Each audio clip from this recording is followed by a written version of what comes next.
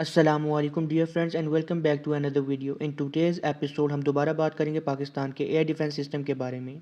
जैसे कि आपको याद होगा, मैंने पहली वीडियो में बताया था कि पाकिस्तान के पास कौन कौन से एयर डिफेंस सिस्टम है और इनकी टेक्नोलॉजी क्या है। उस वीडियो में हमने पाकिस्तान के HQ-16 को कंपेयर किया था इंडिया के बाराक 8 और तुर्की के हिसार O+RF सिस्टम के साथ।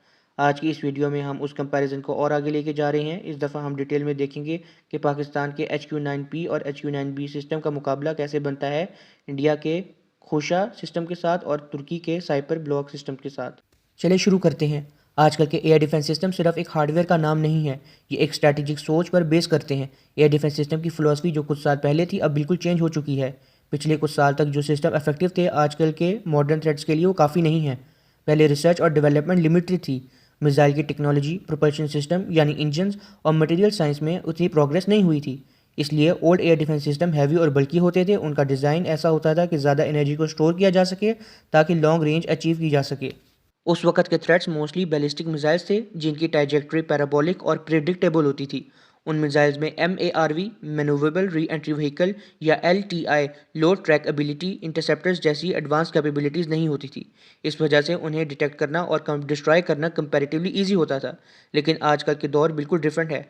आज के थ्रेट्स ज़्यादा एडवांस, फास्ट और हाईली मैन्यूवरेबल हो चुके हैं, जैसे क्रूज मिसाइल्स और हाइपरसोनिक वेपन्स और स्टेल्थ टेक्नोलॉजी। इनको ट्रैक करना और इंटरसेप्ट करना पुराने सिस्टम्स के लिए बहुत मुश्किल होता जा रहा है। इसलिए अब दुनिया भर में लाइटवेट और फास्ट और इंटेलिजेंट एयर डिफेंस सिस्टम बनाए जा रहे हैं, जो हर वक्त रेडी रहते हैं और क्विक रिएक्शन देते हैं। इसराइल का एयर डिफेंस सिस्टम इसकी बेस्ट एग्जांपल है। आयरन डोम से लेकर डेविड स्लिंग तक ये स्लीक, स्मार्ट और हाईली प्रिसाइज सिस्टम बन चुके हैं, जो रियल टाइम में फास्ट रिस्पॉन्स देते हैं। अगर हम रशियन और चाइनीज सिस्टम को देखें, जैसे कि S-400 या HQ सीरीज, तो इनमें अभी भी पुरानी फिलॉसफी नज़र आती है। पावर इनके पास ज़रूर है, लेकिन इनका डिज़ाइन अब मॉडर्न थ्रेट्स के लिए इफेक्टिव नहीं रहा। अमेरिका ने यह शिफ्ट सबसे पहले समझ लिया था। उन्होंने अपने air defence system multi layered बना लिए, अलग सिस्टम क्रूज मिसाइल्स के लिए, अलग बैलिस्टिक और हाइपरसोनिक थ्रेट्स के लिए। हर लेयर एक स्पेशल थ्रेट को हैंडल करता है। यही मॉडर्न थ्रेट की फ़िलॉसफी या यही मॉडर्न डिफेंस की फ़िलॉसफी है, फ्लेक्सिबल और थ्रेट बेस्ड डिज़ाइन। जहाँ दुनिया के एडवांस मुल्क लाइट वेट और स्मार्ट मिसाइल सिस्टम अडॉप्ट कर चुके हैं, वहाँ पाकिस्तान अभी भी हैवी और लॉन्ग रेंज मिसाइल्स पर हैवीली डिपेंडेंट है, जो मॉडर्न थ्रेट्स के लिए इफेक्टिव नहीं रहे। अब चलें दोस्तों, हम अपने मेन कंपैरिजन की तरफ आते हैं और हम देखते हैं HQ-9B और HQ-9P सिस्टम का मुकाबला करेंगे इंडिया के खुशा और तुर्की के साइपर एयर डिफेंस सिस्टम के साथ। यहाँ हम देखेंगे कि इन सिस्टम में टेक्नोलॉजी, रेंज और डिज़ाइन फ़िलॉसफी किस लेवल पर खड़ी है। पहले बात करते हैं पाकिस्तान के HQ-9P सिस्टम की। ये सिस्टम चाइना के HQ सीरीज़ पर बेस करता है और पाकिस्तान ने इसे अपने इंटीग्रेटेड एयर डिफेंस सिस्टम में डिप्लॉय किया हुआ है। HQ-9P में पीसा रेडार यूज़ होता है, जो passively electronically scan array radar है। ये रेडार इफेक्टिव तो है, लेकिन आज के मॉडर्न ईसा रेडार के मुकाबले में स्लो और लिमिटेड होता है। इस सिस्टम की missile semi active radar homing पर बेस्ड होती है, मतलब मिसाइल को टारगेट तक करने के लिए कंटिन्यूस रडार इलस्ट्रेशन की ज़रूरत होती है। रेंज लगभग 150 किलोमीटर तक है और मिसाइल का वेट तकरीबन 2 टन के आसपास है, जो इसे एक हैवी मिसाइल बना देता है। यह सिस्टम रिलायबल ज़रूर है, लेकिन मॉडर्न मल्टी रोल थ्रेट्स के लिए थोड़ा आउटडेटेड समझा जाता है। अब आते हैं HQ-9B पर। ये HQ-9P का अपग्रेडेड वेरिएंट है, जिसमें ईसा रेडार यूज़ किया गया है, जो ज़्यादा फास्ट और एक्यूरेट टारगेट ट्रैक कर देता है। इस मिसाइल में डुअल सीकर सिस्टम होते हैं, इंफ्रारेड और रेडार होमिंग, जो गाइडेंस और एक्यूरेसी को इम्प्रूव करता है।